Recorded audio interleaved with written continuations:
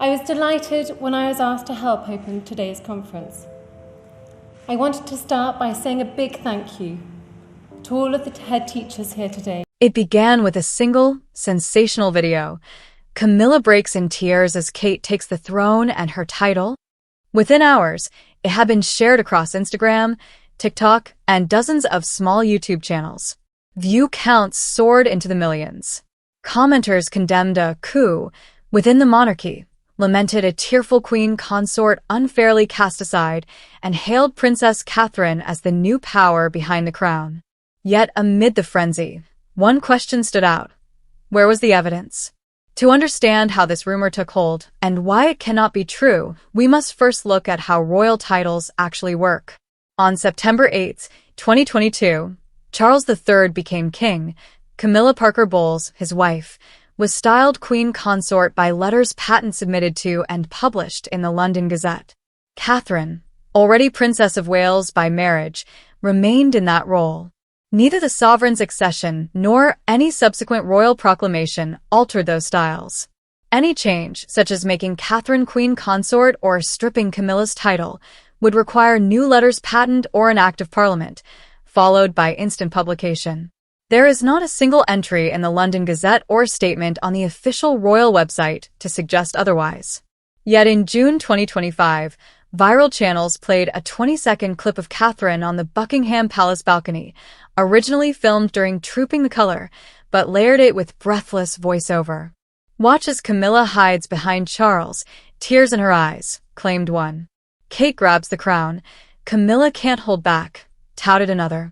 Scanning official footage and palace photos from Reuters, the BBC, and the royal family's own social channels, one finds no tear-streaked cheeks, no handkerchief wiping, no shock on Camilla's face. What we see is the Queen Consort standing calmly beside her husband, waving to the crowds, utterly composed. Where, then, did the tearjerker narrative originate?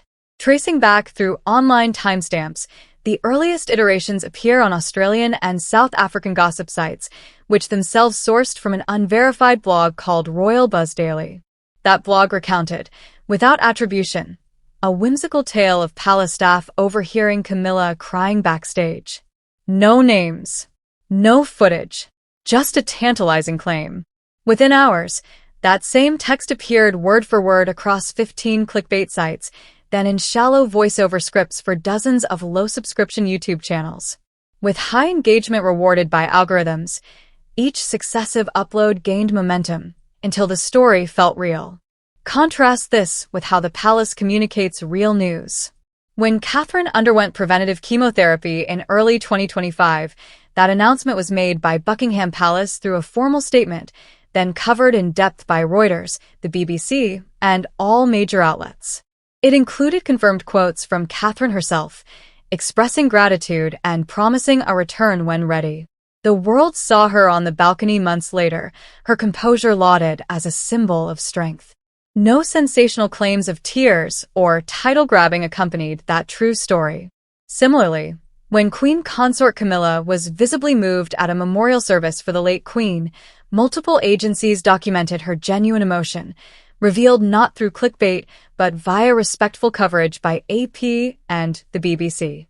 Those were real tears, grounded in grief. They were contextualized, sourced, and confirmed. There is no analogous record of Camilla weeping over Catherine's supposed rise. So, why do these rumors spread? Psychologists point to emotional triggers, words like breaks, tears, and throne, that provoke shock and outrage, compelling viewers to click. Once a video gains traction, platform algorithms amplify it, regardless of accuracy. Viewers, energized by feeling part of an inside scoop, share it further, creating a feedback loop. In the process, the distinction between fact and fabrication blurs. But let's unpack the real relationship between Camilla and Catherine. Both women joined the royal family under different circumstances. Camilla after decades of close friendship with Charles, Catherine as a young commoner who captured the public's heart with poise and authenticity. Their paths converged in public life, joint engagements, state banquets, garden parties, but their roles remained distinct. Camilla, as Queen Consort, supports the king in his duties. Catherine, as Princess of Wales, focuses on family and children causes, mental health advocacy, and early years education. Both have earned public respect through different strengths. Camilla's steadfast commitment through controversy, Catherine's empathetic connection following her own health challenges. Their interactions have been cordial. At Trooping the Color and state functions, cameras catch them exchanging polite smiles, respectful nods, even shared laughter. At no point has any reputable source reported friction leading to tears or tensions so severe that Camilla would collapse in grief over Catherine's position. Instead, close-up shots reveal genuine professionalism on display. Let's return to the mechanics of styling. The London Gazette lists every change: peerages, honors, grants, and revocations. If Catherine had somehow supplanted Camilla, the Gazette would carry the new letters patent within days. A query of its archives shows no such entry. Buckingham Palace's official site, updated regularly, still lists Camilla as Queen Consort, Catherine as Princess of Wales. The palace's social media accounts continue to tag Camilla in consort duties and Catherine in Wales duties. There is no scrambling to update profiles, no revisionist editing, no behind-the-scenes panic. There is simply the steady continuation of known roles. In fact, recent credible news about Catherine focuses on her charitable work and family life, such as her surprise visit to a school for children with special needs in March 2025, or her speech at a mental health summit in May. None of these events feature dramatic power shifts or interroyal breakdowns. Camilla's latest confirmed appearance saw her unveiling a statue for shelter pet adoption, an engagement she handled with her customary gentle humor. These are the real headlines, not tear-soaked tabloid fantasies. As we sift fact from fiction, one lesson stands clear. Always check your source. When you encounter an explosive claim about the royals, especially one promising secret tiers or sudden thrones, pause.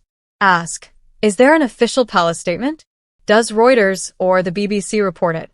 Are primary documents cited? If not, it's almost certainly clickbait. In closing, Catherine remains Princess of Wales. Camilla remains Queen Consort.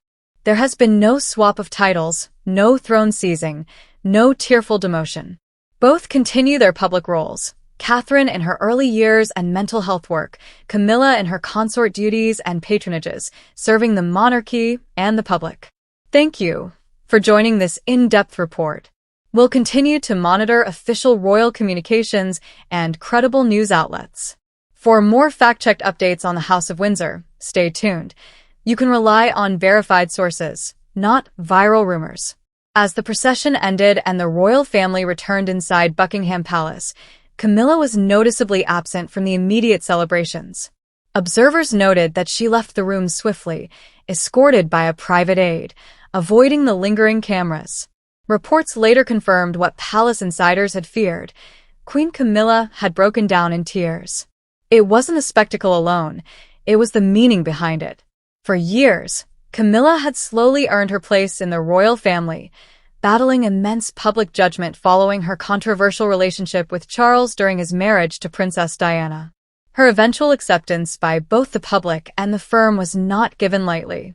She worked diligently in her role, kept a low profile, and avoided scandal. But on this day, her place felt uncertain. Royal insiders described her as deeply emotional, not just out of jealousy, but from a place of sorrow. Sources within the palace told the Sunday Times that Camilla felt blindsided by the symbolic weight placed on Catherine's growing role, especially during a time when the king's health is fragile. One insider said, "This was the first time Camilla truly felt like a guest, not a queen." Catherine's rise was expected, but the timing and visibility of it took many by surprise. Royal commentators like Richard Palmer and Jenny Bond reflected on the moment during televised panel discussions. Bond said, "Catherine has become the face of the monarchy. And while Camilla has performed her duties with grace, it's clear the public's affection lies elsewhere." Media outlets across the UK and globally jumped on the story. The Daily Mail ran headlines like "Camilla's silent exit," while The Guardian focused more on the broader implications of King Charles's subtle reordering of royal prominence. Across social media, comparisons flooded in. many noting the similarity between Catherine's rising influence and that of Princess Diana decades ago. Online, the reactions were divided. Many fans of the royal family applauded Catherine's increased presence, seeing it as a much-needed modern face for the monarchy. "Catherine is everything we need in a future queen," one viral tweet read. But others voiced concern over the optics, a queen consort in tears while the Princess of Wales stole the spotlight. Meanwhile, across the Atlantic, Prince Harry and Meghan Markle were once again pulled into the public conversation. Meghan's past comments in the Oprah interview about feeling sidelined, unsupported, and unprotected now found unexpected resonance. Commentators speculated that the same system that once ignored Meghan was now pushing out Camilla in quieter, more subtle ways. Harry, in particular, has long criticized the inner workings of the monarchy. In his memoir Spare, he describes the palace as an institution built on hierarchy, not on support. With Camilla's emotional reaction now public, those words carried new weight. At the heart of the storm was King Charles himself. According to The Telegraph, he has remained largely silent about the emotional fallout from Trooping the Colour, though sources say he is deeply aware of the shift that has occurred. The same sources claim that Charles deliberately approved every detail of Catherine's position that day, from her balcony placement to her carriage, and even her attire. This wasn't just symbolic, it was strategic. For the monarchy, the stakes have never been higher. With Charles's ongoing health issues and the generational gap widening, ensuring the stability of the monarchy is paramount. In Catherine, the king sees a future-proof royal, loved by the public, admired internationally, and respected within the palace. That day at Trooping the Colour wasn't just ceremonial. It was a message, perhaps the clearest one yet. The future belongs to Catherine. But what does that mean for Camilla? Palace staff say she has taken a step back in the days following the ceremony.